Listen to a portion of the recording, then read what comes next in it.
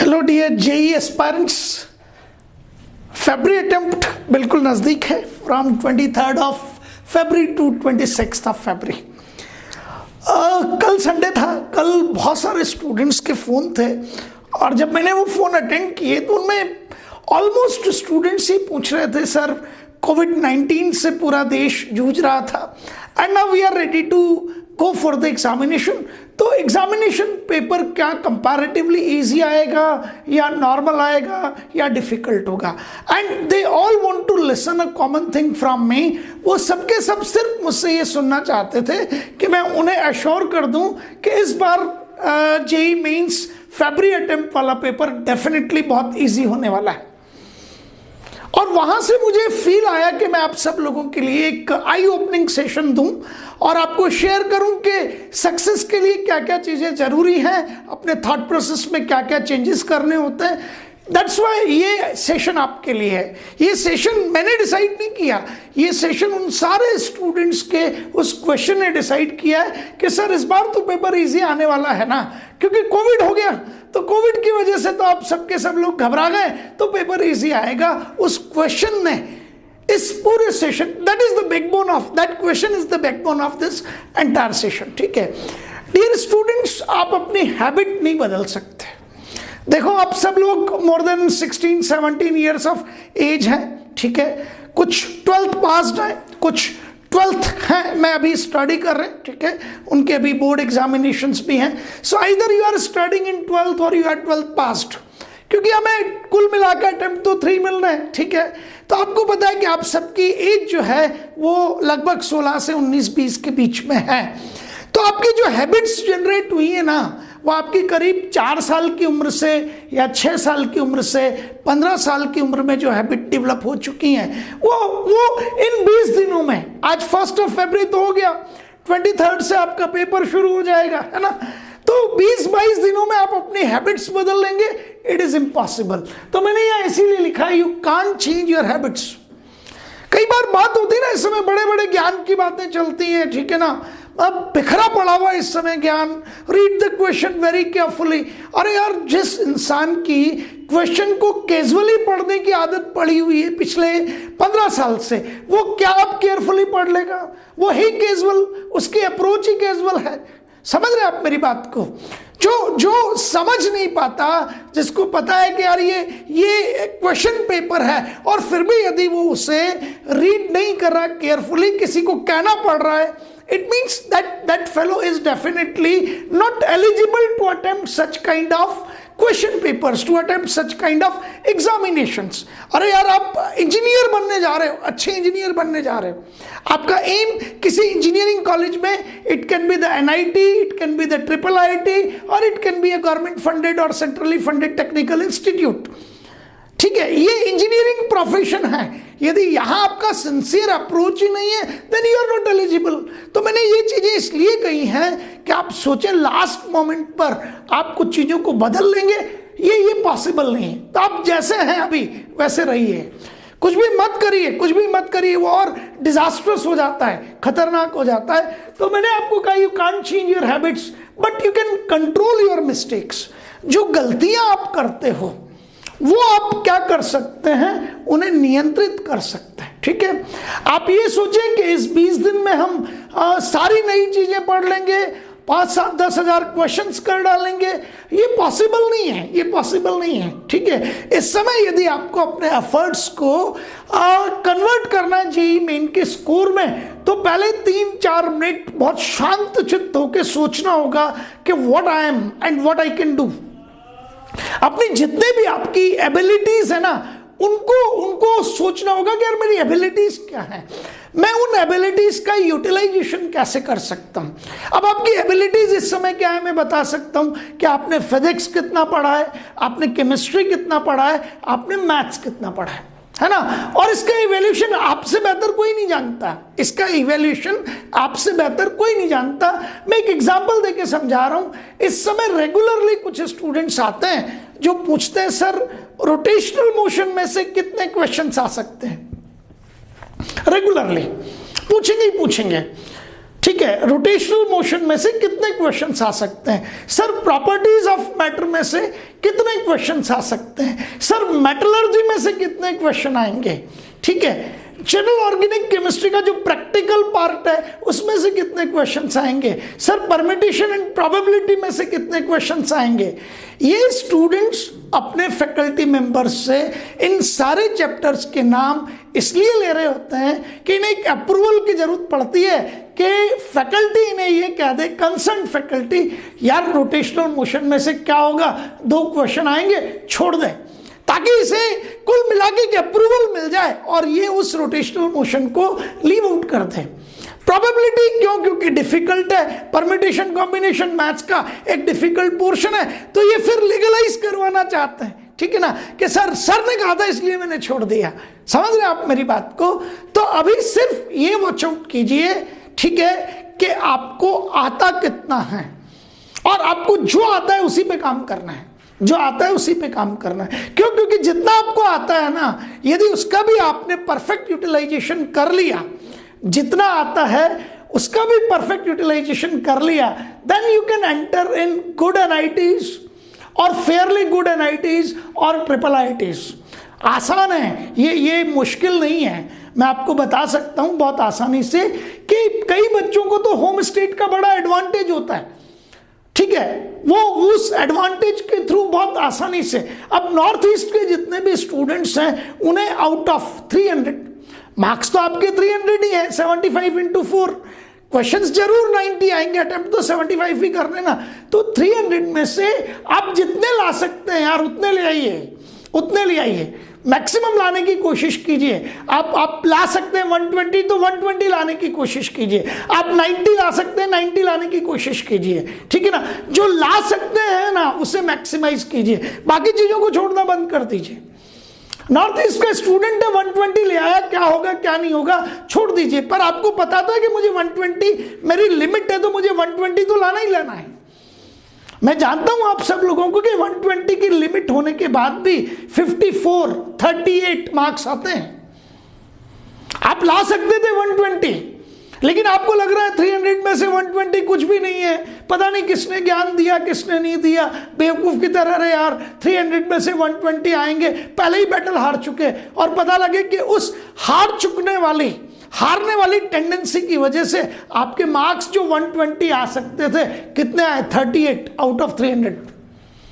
मतलब मैं ऐसे एक दो नहीं, ऐसे हजारों स्टूडेंट्स को जानता हूं कि वो 120 ला सकता है लेकिन 120 से डिससेटिस्फाइड हो रहा है जबरदस्ती, और ला कितने रहा है, 38। ये प्रॉब्लम है जेईई मेंस की, और इस प्रॉब्लम को कोई डिस्कस नहीं करता आपसे, कोई भी नहीं करता। अरे भाई बिल्ली के गले में घंटी बांधे कौन यार, सबको ये पता है कि मुझे अच्छा बनना है, तो स्टूडेंट के सामने अच्छा बनने के लिए बस उन्हीं के फेवर की बातें करते रहो, जो स्टूडेंट सुनना चाहता है वो बोलते रहो। यही तो हुआ ना, जब ही तो उठा के जेईई मेंस का हाल इतना खराब हो गया भाई। जेईई मेंस को अच्छे स्टूडेंट्स जो मैथमेटिक्स पढ़ते हैं, वो जेईई मेंस को एज एन एग्जामिनेशन नहीं लेते, उन्हें लगता है यार ये तो एक स्टेप है जेईई एडवांस की तरफ जाने का। समझ रहे आप मेरी बात को? ये इसी वजह से हुआ है, बिकॉज ऑफ द फैक्ट के जेईई मेंस को हम समझना ही भूल गए, इस वजह से कि लोगों ने सिर्फ वो बातें की आपसे जो आप सुनना चाहते थे, आपको इजी क्वेश्चंस दिए, आप उन इजी क्वेश्चंस को देख के खुश होते रहे, हाँ जेईई मेंस में तो यही आता है, इतना ही लेवल है, आगे मत पढ़ो फंस जाओगे। अरे पढ़ना पड़ता है। तो आज बहुत मुद्दे की बात करेंगे, ठीक है ना, मैं आपसे वो बात नहीं करूंगा जो आप सुनना चाहते हैं, मैं आपसे सिर्फ वो बात करूंगा जो आपके एफर्ट्स को जेईई मेंस के स्कोर में कन्वर्ट कर सकता है, and this is only required for you. आपके जो एफर्ट्स हैं जो किए आपने अब तक, और जो 20 दिन में और करने हैं, वो 20 दिन के एफर्ट्स और पुराने एफर्ट्स मिलके आपके जेईई मेन के स्कोर को मैक्सिमाइज कर दें। We want to talk about that, ठीक है। और उनमें पहला टॉपिक आज हमारे पास क्या है, that is MCQ versus numeric based questions. अभी क्या है कि मतलब जबरदस्ती की चर्चाएं बहुत होती हैं, तो उनको सुनिए। आपके पास में मैं पर सब्जेक्ट की बात कर रहा हूं इस समय। Let we are talking about physics, then we will talk about chemistry, then we will talk about maths, है ना। आपके पास एमसीक्यू कितने हैं यहाँ पे, और आपके पास एनबी का मतलब है न्यूमेरिकल बेस्ड है ना, ठीक है। एमसीक्यू आपको पता है कि ये 20 है, ठीक है, ये 10 है, और उनमें से कितने करने हैं आपको, 5 करने हैं। ये 20 है, ये भी 20 है आपके पास में, और ये 10 है। आउट ऑफ दैट आपको कितने करने हैं, 5। आउट ऑफ दैट आपको कितने करने हैं, 5। एग्रीड, समझ आ गया। Your first focus should be on these MCQs. देखो मल्टीपल चॉइस क्वेश्चंस को करेक्ट करना it is easier as compare to numeric based question. It is definitely a fact, शाश्वत सत्य है ये, बिल्कुल। क्या हुआ है अभी, मतलब बच्चों को ये फील हो रहा है कि अरे यार न्यूमेरिक बेस्ड क्वेश्चंस में हमें क्या मिलेगी, चॉइस मिलेगी। अरे चॉइस मिलेगी तो वो आपका टाइम भी तो कंज्यूम करेंगे, चॉइस तो यहाँ भी मिल रही है। वो ये थोड़ी कहता है आपको कि 20 में से 20 नेसेसरी है। आप मर्जी से 10 अटेम्प्ट करो या 5 अटेम्प्ट करो, करना क्या इसमें आपको, बी केयरफुल। तो आपको ये ध्यान होना चाहिए कि मुझे मेरा पहला जो जिसे कहते हैं concern, these are the 60 questions here and here it is the 15 questions here, जो टोटल 75 होते हैं। हम हमारे एफर्ट्स को इन 60 क्वेश्चंस पर पुटअप करके इनमें से मैक्सिमाइज करके हम क्या करना चाहते हैं, स्कोर को अप लेना चाहते हैं, उस पर राइज लेना चाहते हैं, ठीक है। राइज कहां से लेना चाहते हैं, यहां से, ठीक है। अब आपको पता है कि फिजिक्स में यूनिट्स एंड डायमेंशन से क्वेश्चन आता है, वेक्टर्स क्वेश्चन आता है वहां से भी, और वेक्टर्स के साथ साथ में काइनेमेटिक्स। यदि आप उठा के कहेंगे कि मैकेनिक्स का आप लॉज ऑफ मोशन वाला हिस्सा, कंजर्वेशन लॉज वाला हिस्सा, या आप उठा के कह दीजिए फ्रिक्शन वाला हिस्सा, या आगे चल के that is going out to be as entirely up to rotational motion, ठीक है, जिसमें सब आगे आपका एसएचएम वगैरह सारा का सारा, उस हिस्से की भी बात करेंगे तो वहां से स्टैक पे मैक्सिमम कितने क्वेश्चन है, 5, इससे ज्यादा नहीं है। लेकिन वहां उस क्वेश्चन को करेक्ट करने के लिए आपको एफर्ट्स बहुत सारे करने पड़ेंगे। तो आपको यह डिसाइड करना है कि मुझे यूनिट्स एंड डायमेंशन और काइनेमेटिक्स, यूनिट्स एंड डायमेंशंस और काइनेमेटिक्स का क्वेश्चन डेफिनेटली इतना, क्योंकि ये पढ़ा हुआ है आपने, सब लोग पढ़ते हैं इसको, ये गलत नहीं होना चाहिए, ठीक है, ये गलत नहीं होना चाहिए। क्यों, क्योंकि काइनेमेटिक्स के बिना आप लॉज ऑफ मोशन पे भी काम नहीं कर सकते, काइनेमेटिक्स के बिना आप कंजर्वेशन लॉस पे भी काम नहीं कर सकते, आपकी काइनेमेटिक्स के बिना आपका जो रोटेशनल मोशन वाला पोर्शन है आप उस पर भी काम नहीं कर सकते। एग्रीड। तो हमें ये पहले डिसाइड कर लेना है कि मेरे फिजिक्स के जो 20 क्वेश्चन हैं, और फिर केमिस्ट्री के 20 क्वेश्चन हैं, और मैथ्स के 20 क्वेश्चन हैं, उनमें से मुझे कितने तो करेक्ट करने ही करने हैं। That I can do. अब प्रॉपर्टीज ऑफ मैटर वाला चैप्टर पढ़ लीजिए, उसमें से आसान क्वेश्चन आता है।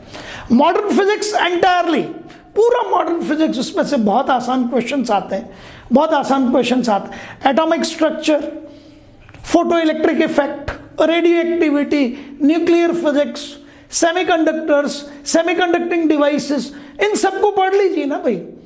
आपका current electricity, it is a very easy chapter, very easy chapter. अब इलेक्ट्रोस्टैटिक्स की मैं बात करूं तो इलेक्ट्रोस्टैटिक्स बड़ा वास्ट है, ठीक है ना।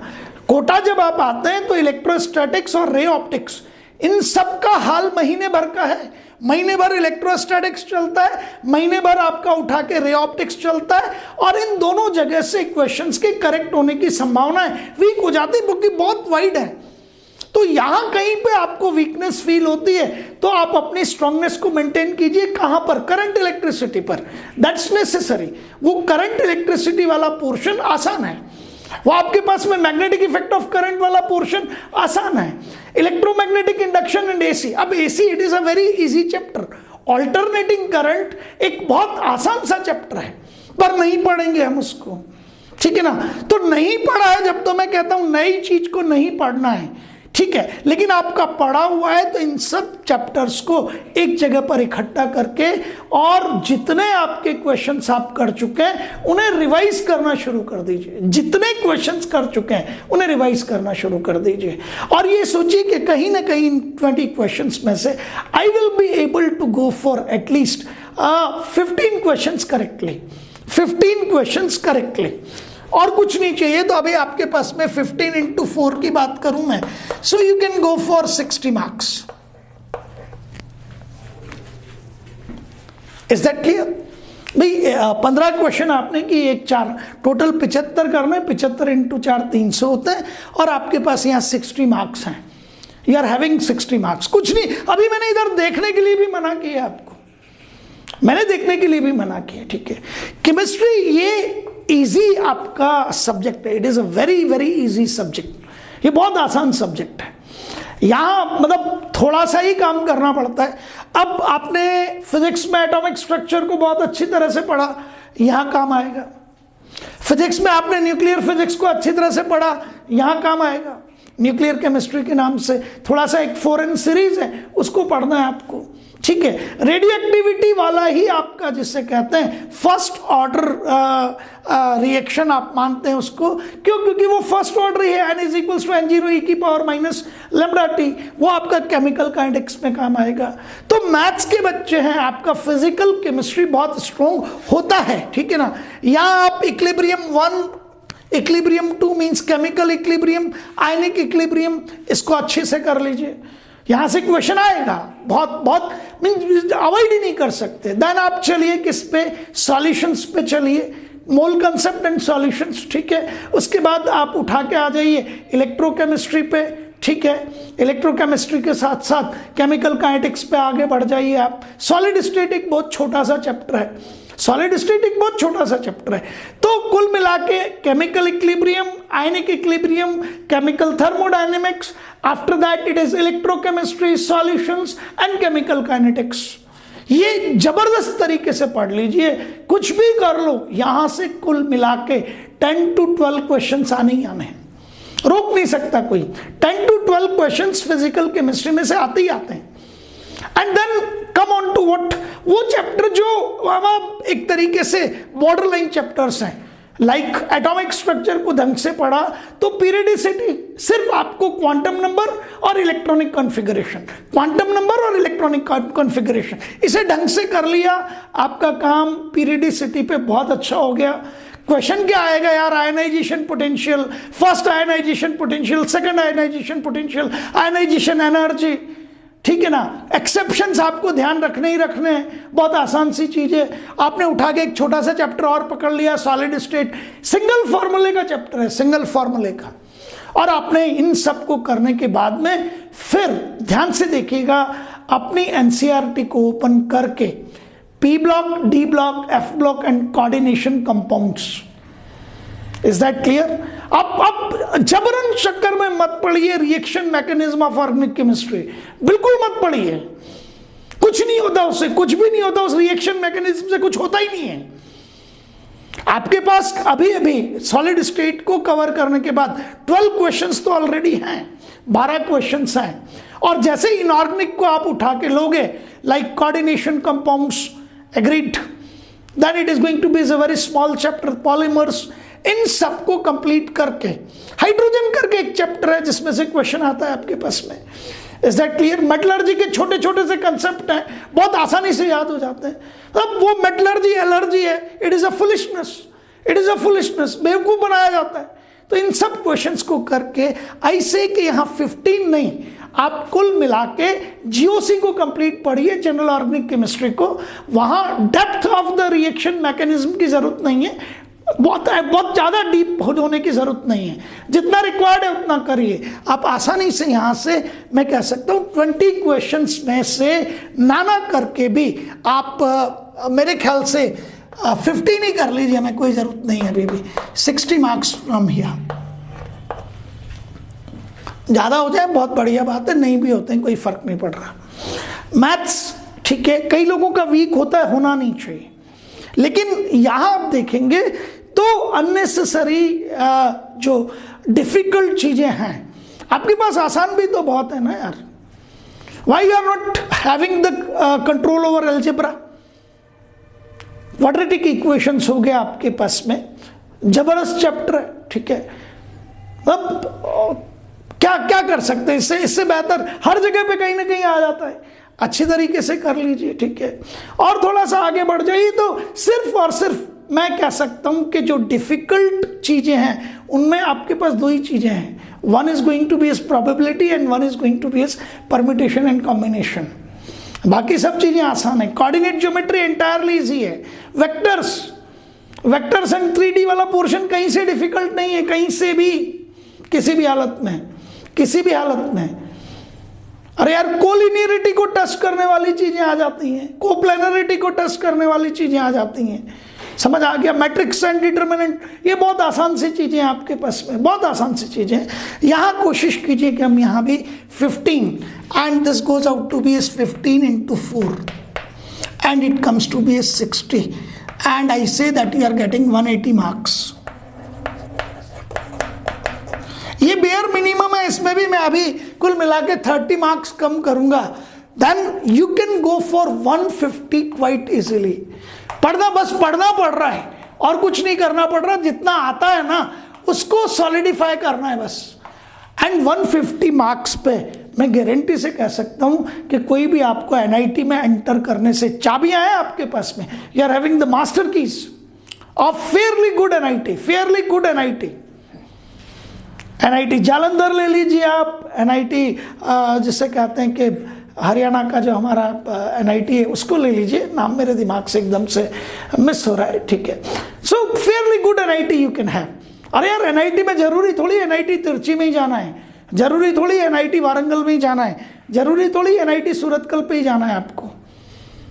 समझ रहे आप मेरी बात को? तो ये 150 को पहले ग्रैब कर लीजिए। अभी मैं जितने भी स्टूडेंट्स की बात कर रहा हूं वो हाईली मेरिटोरियस नहीं है, वो लोग नहीं है जो आउट ऑफ 300 280 285 270, ठीक है, मींस 250 प्लस क्लब के लोगों की बात नहीं कर रहा हूं मैं। 250 प्लस क्लब के लिए कहीं किसी लास्ट मोमेंट में टिप्स की भी जरूरत नहीं पड़ती, उनके पास खुद के पास ही चाबियों का गुच्छा होता है, वो जहां चाहे जा सकते हैं। फैकल्टीज को सिखा देते हैं वो तो यार, बहुत मुद्दे की बात कर रहा हूं, स्पष्ट, सटीक, बेबाक।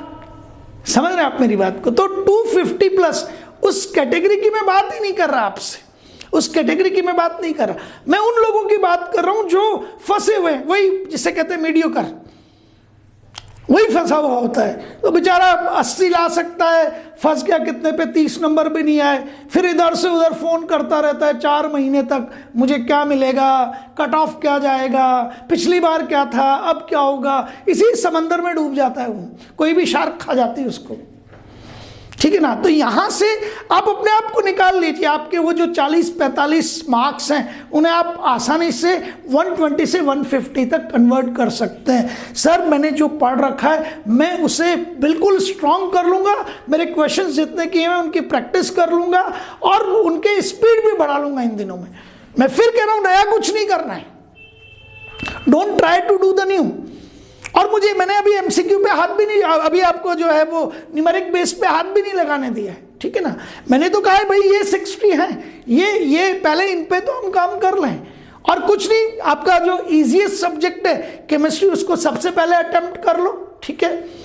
जो क्वेश्चन बहुत सिंपल सी चीज है यार, बहुत सिंपल सी चीज है कि जितना मिलता जाता है उसे इकट्ठे करते चले जाओ, अननेसेसरी इधर उधर मत भागो। केमिस्ट्री बहुत आसान है, आपको आसान लगता है, सबसे पहले केमिस्ट्री का जो पार्ट है उस पर अटेम्प्ट करना शुरू कर दीजिए।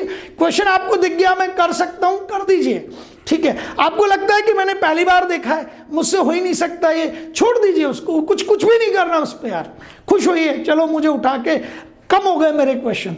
जो आता है उसे इमीडिएटली कर दीजिए। सबसे इजी सब्जेक्ट सपोज उठाया केमिस्ट्री, तो जो आता है उसे सबसे पहले कर दीजिए।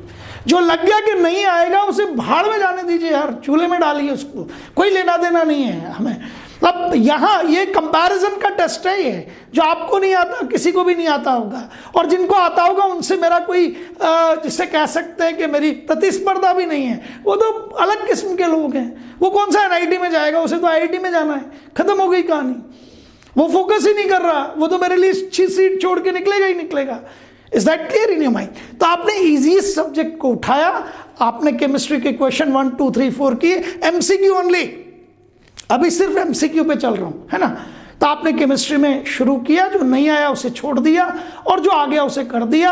और कुछ को हम, जब आपको देखा होगा कि जब ऑनलाइन अटेम्प्ट करते हैं तो रिव्यू के लिए कुछ चीज़ें छोड़ी जाती हैं, तो आपको लगता है थोड़ा सा यार कैलकुलेटिव है, लेंदी है, क्लिक नहीं कर रहा है पर कर दूंगा मैं, तो उसे रिव्यू के लिए छोड़ दीजिए।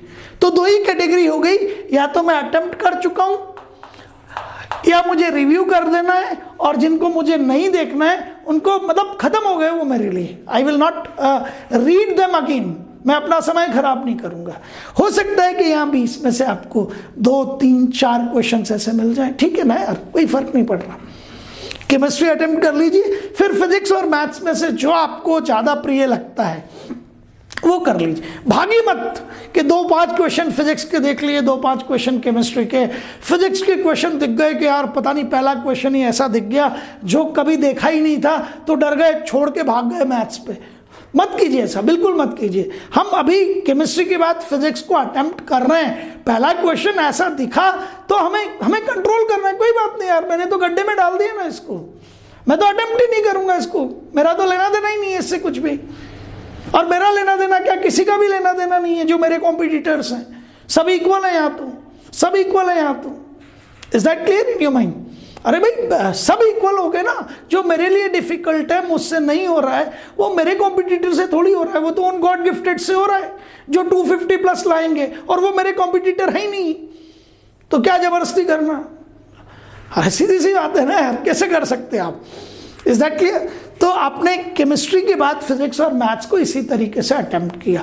हो सकता है कि आप यहाँ पे 15, तो आपके पास में कुल मिला के 60, 180 मार्क्स की जगह पे हो सकता है 180 ना आए यार, हमारे 150 आ रहे हैं, it is sufficient, it is sufficient. 150 पे अच्छी खासी चीज़ें मिल जाती हैं। अब इन 150 को मुझे कैसे कन्वर्ट करना है 200 तक, और मुझे इन न्यूमेरिक बेस्ड क्वेश्चंस पे क्या स्ट्रैटेजी अपनानी है, उससे पहले कुछ चीज़ों को समझिए। तो मैंने पहला आपको जो चीज़ सिखाया कि मुझे एमसीक्यू पर ही फोकस करना है, न्यूमेरिक बेस्ड क्वेश्चन पे फोकस बाद में करना है। मैंने ये नहीं कहा कि न्यूमेरिक बेस्ड पे फोकस नहीं करना है लेकिन बाद में करना है। अब पहली चीज़ तो जो आती है जिसे मैं सिखाना चाहता हूँ, और यहाँ मैं आप सब लोगों से बहुत नाराज होता हूँ, ठीक है, प्री डिटरमाइंड माइंडसेट। इस बार तो पेपर इजी आएगा, उसने भी ऐसा कह, मतलब आप दिन भर जाने किस किस को फोन करते हैं ये पता करने के लिए कि पेपर आ कैसा रहा है। एंड मतलब मैं इससे इतना नाराज होता हूं क्योंकि दुनिया में किसी को पता ही नहीं कि पेपर आएगा कैसा, और मैं उनको भी बहुत धन्यवाद देता हूं, उनके कॉन्फिडेंस को भी, और उन्हें भी सैल्यूट करता हूं जिनको ये बिल्कुल पता नहीं है कि पेपर कैसा आने वाला है, फिर भी बता देते हैं कि पेपर कैसा आएगा। कमाल के लोग हैं वो यार, मतलब उन्हें ABCD पता नहीं है कि पेपर कैसा आने वाला है, लेकिन फिर भी XYZ तक बताते हैं कि पेपर ऐसा आएगा, और जब पेपर आ जाता है तो छुप जाते हैं, इधर उधर छुप जाते हैं, मिलते ही नहीं है, दिखाई नहीं देते वो। You got my point? तो आपको प्री डिटरमाइंड माइंडसेट, इससे दूर रहना है। इट्स अ पेपर, ये एग्जामिनेशन पेपर है, अपने को कैसा पेपर आना है ये एक्सपेक्टेशन नहीं होना है, मांगता नहीं है ये। आपको ये पता होना चाहिए सिर्फ कि मैं किस टाइप के और किस सब्जेक्ट के क्वेश्चंस को, किस टॉपिक के क्वेश्चन को अटेम्प्ट कर सकता हूं, क्योंकि आपके जो वीक टॉपिक्स हैं आप उस पे मतलब सोचना ही नहीं है उसके बारे में। पता लगा कि यार विस्कोसिटी आप पढ़ के नहीं गए, मैं कह रहा हूं आपसे, इक्वेशन ऑफ कंटिन्यूटी आप नहीं पढ़ के गए, मैंने आपसे स्टोक्स थ्योरम पूछा और आप इधर उधर नजरें चुरा रहे हैं, सामने बात कर रहा हूं मैं आपसे, tell me about Stokes theorem, आपको नहीं आती यार, कोई बात नहीं ना। तो स्टोक्स थ्योरम पे कोई क्वेश्चन दिखता है तो मतलब जबरदस्ती परेशान होने की क्या जरूरत है। मैं वहां जानता हूं बच्चों को, अरे यार इस बार तो प्रॉपर्टीज ऑफ मैटर में से बहुत कुछ आ गया, पहले तो कभी नहीं आया था, ये बैठ के सोच रहा है बेवकूफ की तरह वहां, और आते ही यही बात कर रहा है, अरे नहीं आता तुझे स्टोक्स थ्योरम, तूने नहीं पढ़ा, छोड़, चूल्हे में जाने दे उसको, जरूरी थोड़ी स्टोक्स थ्योरम का क्वेश्चन करो, इसे जो आता है उसको देख। जो गॉस लॉ का क्वेश्चन आता था वो तो कर नहीं रहे, उस स्टोक्स थ्योरम को लेके बैठे हुए। 2 क्वेश्चन दिख गए लगातार प्रोबेबिलिटी के, मर गए जैसे, पता नहीं क्या हो गया इस बार, तो मतलब वहां सोच रहे हैं पेपर पता नहीं क्या हो गया। तो ये जो प्री डिटरमाइंड माइंडसेट है, इनसे मत जाइए। मेरा प्रिपरेशन का लेवल कहता है कि I will go for probability in permutation combination at last. ये मेरा क्या है, ये मेरी प्रिपरेशन स्ट्रैटेजी है। तो मुझे दिखा कि वो बहुत आसान क्वेश्चन है तो मैं करके निकल गया, और मुझे दिखा कि वो बिल्कुल ऊपर से, सर के ऊपर से निकल गया, ठीक है ना, तो मैं डक करूंगा ना यार, जाने दो ना, उस क्वेश्चन से का होना ना होना मायना थोड़ी रखता है हमारे लिए। So don't go with pre determined mindsets. Covid की वजह से ऐसा होगा, ये कुछ नहीं सोचना है। सिर्फ वहां जाके आपको जितना आता है, जो आपके एफर्ट्स हैं, उनको कन्वर्ट करना है विद 100% ऑफ एफिशिएंसी। सामने क्वेश्चन दिखा आपको किसका, क्वाड्रेटिक इक्वेशन का, सामने क्वेश्चन दिखा आपको कॉम्प्लेक्स नंबर का, आपने बहुत प्रैक्टिस की है क्वाड्रेटिक की, कॉम्प्लेक्स की, हो जाएगा वो 100% हो जाएगा वो, उसको करके आगे बढ़िए ना। एंड एक और चीज कि अब जो क्वेश्चन आपसे हो गया उसे एंजॉय नहीं करना है यार वहां बैठ के, कॉम्प्लेक्स नंबर उड़ा दिया मैंने, अरे आगे बढ़ना है, because clock is not gate stopped out, घड़ी रुक थोड़ी गई है, ठीक है। तो ये प्री डिटरमाइंड माइंडसेट जितने भी हैं, इनसे दूर रहिए। और एक और खतरनाक चीज, अब जवाब देते देते पागल हो जाते हैं, ठीक है ना। अब अभी पेपर हुआ नहीं है, पहले फरवरी अटेम्प्ट होगा, फिर मार्च होगा, फिर अप्रैल होगा, फिर मई होगा, फिर कंसोलिडेटेड रिजल्ट आना है। जब बात करेंगे हम कट ऑफ की, दिमाग खराब हो चुका है बिल्कुल, और लगातार पूछे जा रहे हैं इस बार एनआईटी कितने मार्क्स पे मिलेगा। एनआईटी यदि आपको किसी ने बता दिया इतने मार्क्स पे मिलेगा, तो एनआईटी सूरतकल कितने मार्क्स पे मिलेगा, फिर वो भी किसी ने बता दिया तो एनआईटी सूरतकल में कंप्यूटर साइंस कितने मार्क्स पे मिलेगी। अरे यार क्या कर रहा है तू, बेवकूफ बन रहा है, वो सामने वाला तुझे बेवकूफ ही बना रहा है। क्यों? क्योंकि नो वन कैन प्रिडिक्ट, ठीक है ना। इसीलिए जेईई मेन का बच्चा बर्बाद होता है, ये सबसे बड़ा कारण है उसका। और मैं लगातार एफर्ट करता हूं इसके लिए, बिल्कुल ब्लंट बोल के, don't behave like a foolish. At this time you will have to discuss कि सर मुझे वेक्टर की कुछ प्रॉब्लम्स हैं, आप उन वेक्टर्स की प्रॉब्लम पे मुझसे डिस्कस कीजिए। ये 10 क्वेश्चन लेके आया हूं, या उठा के आपको कहीं से लगता है कि सर फोटो इलेक्ट्रिक इफेक्ट में मुझे आइंस्टीन्स इक्वेशन समझ नहीं आ रही है, या मुझे रेडियो एक्टिविटी में रदरफोर्ड एंड सोडी जो रूल्स हैं, लॉज हैं, उनमें मुझे प्रॉब्लम हो रही है, या अल्टरनेटिंग करंट में मुझे आरएमएस वैल्यू और पीक वैल्यू का रिलेशन डिस्टर्ब कर रहा है। दैट इज द टाइम, इन सब बातों का टाइम है ये। इस समय ये पूछना होता है। But what you are asking, NIT Warangal का कट ऑफ क्या रहेगा? अरे भाई फरवरी, मार्च, अप्रैल, मई, इनके पहले रॉ स्कोर, फिर रॉ स्कोर के बाद में क्या करेंगे आप, उनको रैशनलाइज करेंगे, ठीक है, जिसे नॉर्मलाइजेशन कहते हैं, एंड वो शिफ्ट वाइज होगा। अब सब कुछ छोड़ के पता लगा कि छोटे से छोटा एक फॉर्मूला पूछ लो, छोटे से छोटा एक formula, tell me that what is the power factor at the time of resonance. इसका आंसर नहीं आ रहा बच्चे को, और क्या कह रहा है, सर ये परसेंटाइल क्या है, कुछ समझ नहीं आ रहा। और परसेंटाइल के बारे में यूट्यूब पे इधर उधर सर्च करके सत्यानाश कर रहा है अपना। परसेंटाइल, फिर नॉर्मलाइज परसेंटाइल, ये समझ नहीं आ रहा सर। यही समझ ले तू, यही समझता रहेगा जिंदगी भर। You got my point? बहुत ब्लंट बोल रहा हूं, कोई नहीं बोलता ऐसा, इसलिए बोल रहा हूं कि मुझे पता है कि आपके लिए क्या जरूरी है, आपके भविष्य के लिए, for your future, for your successful future. So अपने को ध्यान रखना इन चीजों का।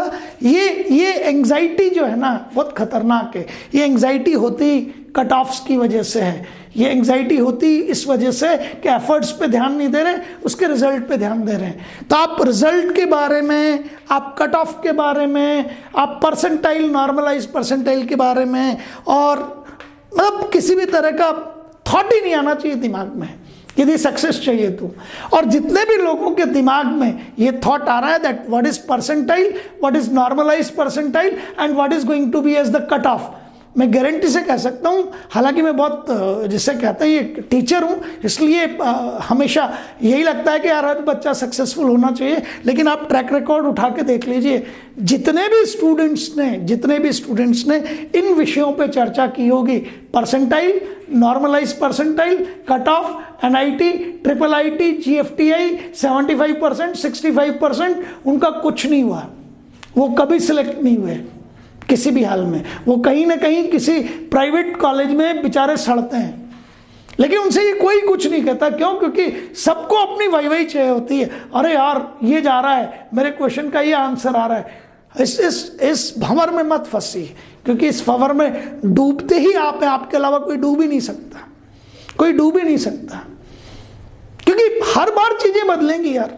ठीक है ना। तो यदि आपने ये प्री डिटरमाइंड माइंडसेट और एंजाइटी के जितनी भी चीजें थी, इन्हीं की वजह से तो एंजाइटी होती है, ये हटा दी, मैं गारंटी से कह सकता हूं कि आपके माइंड पे डेफिनेट बातें, ब्रेन में जगह बचेगी, समय बचेगा। अरे यार अभी तो मेरे पास कम से कम भी नहीं तो क्यों, क्योंकि अब OMR शीट फिलअप नहीं करनी है आपको, सीधा वहीं पे सब कुछ हो जाता है, तो टाइम बचता है। यहां आपको महसूस होता है कि जो 10 क्वेश्चंस, मतलब ये तो काम करना पड़ेगा आपको, स्पीड रखनी पड़ेगी। वीक पॉइंट्स जितने भी हैं उनके क्वेश्चन को 2-3 वर्ड पढ़ते ही पता लग जाता है कि मेरे वीक पॉइंट का क्वेश्चन है और ये मेरे स्ट्रॉन्ग पॉइंट का क्वेश्चन है। तो आपके स्ट्रॉन्ग पॉइंट के क्वेश्चंस में से मैं कुछ नहीं कह रहा आपको, ऑन एंड एवरेज यदि आप यहाँ से 2 क्वेश्चन कर लें, यहाँ से उठा के आप 3 क्वेश्चन कर लें, और यहाँ से उठा के आप 2 क्वेश्चन कर लें, और प्लस एक मिसलिनियस कहीं से भी, तो 3 और 2 5, 2 7 और 1 8, ठीक है, एक आध और कहीं से हो जाए, तो आप यहाँ पे इजीली 15 में से नाना करके भी आपने उठा के, मैं कह रहा हूं कि 2 and 3 5 and 2 7 plus 8, ठीक है, 8 को भी गोली मारिए आप, तो 5 क्वेश्चन ही और कर लीजिए, इंटू 4 20, यहाँ 20 मार्क्स, 150 + 20 170 इज, अब 170 मार्क्स लाना it is an easy job. वो डिफिकल्ट क्यों है? Because of predetermined mindsets, because of anxiety due to percentile, then due to normalise percentile and due to foolish cut offs. Is that clear? ये anxiety खत्म हुई, इधर आपको समय मिलना शुरू होगा, और इधर से उठा के यार 15 में से मैं कह रहा हूं 5 कर दीजिए, 120 नंबर ये, 150 नंबर पहले, वहां भी आपके 180 आ रहे थे, 30 तो मैंने वहां भी कम कर दिए, तो बहुत आसानी से 170 175 का तो आसान गणित है, आसान, इट इज वेरी इजी, और आप बहुत आसानी से कर सकते हैं। तो डियर स्टूडेंट्स, लगभग मैं 5 मिनट आपके और लूंगा। इस समय आपके आइडेंटिटी कार्ड इशू नहीं हुए हैं, तो एक मुझे इंपॉर्टेंट बात जाते जाते करनी है आपसे कि जैसे ही आइडेंटिटी कार्ड इशू हो जाए तो आपको ये पता लग जाएगा कि आपका स्लॉट कौन सा है, मॉर्निंग स्लॉट है या इवनिंग स्लॉट है। तो अब जब आपको ये पता, क्योंकि ये सबका अलग अलग है, सबका, किसी का मॉर्निंग है, किसी का इवनिंग है, तो अब आपको जैसे ये पता लगे that in which slot you will have to work, किस स्लॉट में आपको काम करना है, किस स्लॉट में आपको एग्जाम देना है, तो उस स्लॉट में आप रेगुलरली 3 आवर्स टेबल चेयर पर बैठने की आदत डालिए, बायोलॉजिकल क्लॉक को एडजस्ट कीजिए, मतलब उन 3 आवर्स में आपकी फ्रेशनेस मैक्सिमम होनी चाहिए। आप यदि देर रात तक जागते हैं और सुबह 10 बजे उठते हैं, कई लोगों को मैं देखता हूं कि मैं सर 4 बजे सोया था, 10 बजे उठ रहा हूं, और पिछले कितने टाइम से, पिछले 8-10 महीने से आप ऐसा कर रहे हैं, और आपका by the way morning shift आ गया, it can be dangerous to you. क्यों? क्योंकि मॉर्निंग शिफ्ट में आप कर ही नहीं पाएंगे काम, आपकी हैबिट ही नहीं है सुबह जल्दी उठने की, आप बाय द वे उस दिन जल्दी से उठ के तैयार होके गए, you will have the headache, आप कहोगे अरे सर अजीब सा लग रहा था, उबासियां आ रही थी, पता नहीं क्या क्या हो रहा था काम, मतलब आपकी एफिशिएंसी खत्म हो जाएगी। तो जितने भी लोगों को मॉर्निंग शिफ्ट में एग्जाम देना है वो अपने को क्लॉक लगा के उस 3 घंटे बैठने की आदत डालें, और कम से कम 5 फुल लेंथ पेपर सॉल्व करके जाएं, मिनिमम 5 फुल लेंथ पेपर। वैसे तो मैं 7 के लिए कह रहा हूँ, ठीक है, तो 2-3 दिन में यही कहा था एनटीए ने कि फर्स्ट वीक ऑफ फरवरी में आपका जो है हम आइडेंटिटी कार्ड इशू कर देंगे, प्रवेश पत्र जारी कर दिए जाएंगे, तो 2-4 दिन में आ जाएंगे।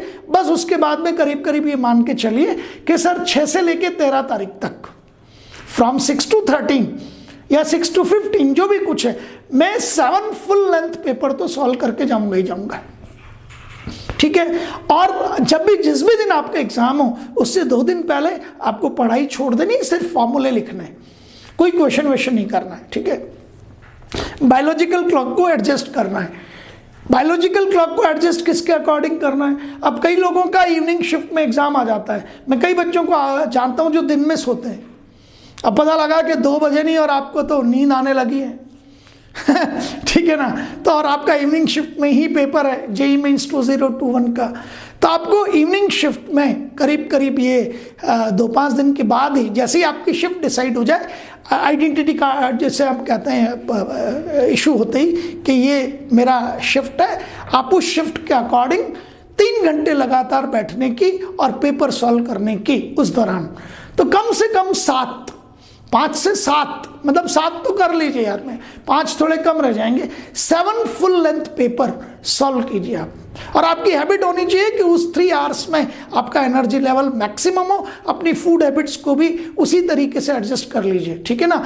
ऐसा ना हो कि आपकी आदत पड़ी हुई है कि आप खाना खाते हैं और फिर आपको उठा के थोड़ी सी जिसे कहते हैं कि सुस्ती महसूस होती है, तो आप खाने का अपने लंच का टाइम या ब्रेकफास्ट का टाइम एडजस्ट कीजिए उसके अकॉर्डिंग, ठीक है। उस पर फिर एक बार मैं बात करूंगा, लेकिन मैं सब लोगों को इंस्ट्रक्ट कर रहा हूं, प्रे डिटरमाइन माइंडसेट और आपका एंजाइटी ड्यू टू, एक बार रिपीट कर रहा हूं, percentile, normalise percentile and cut off, and बेकार की बातें हैं बेकार की बातें हैं जो आपको ये मीन्स लोगों के सामने सिद्ध करवा देती हैं। कोई कहता नहीं है कि आप मूर्ख है यार ये, पर वो मन ही मन सोच रहा है और आप बेवकूफ़ बन रहे हो और वो बना रहा है, ये मत कीजिए।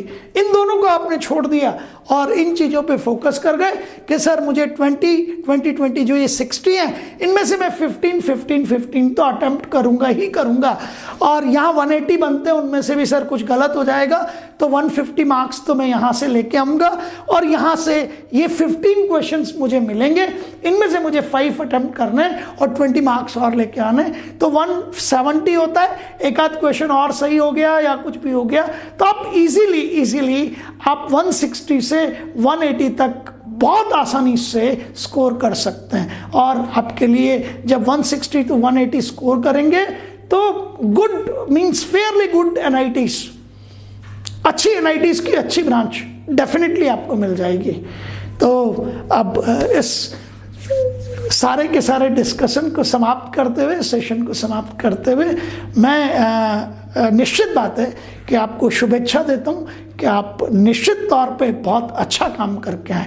Thank you very much.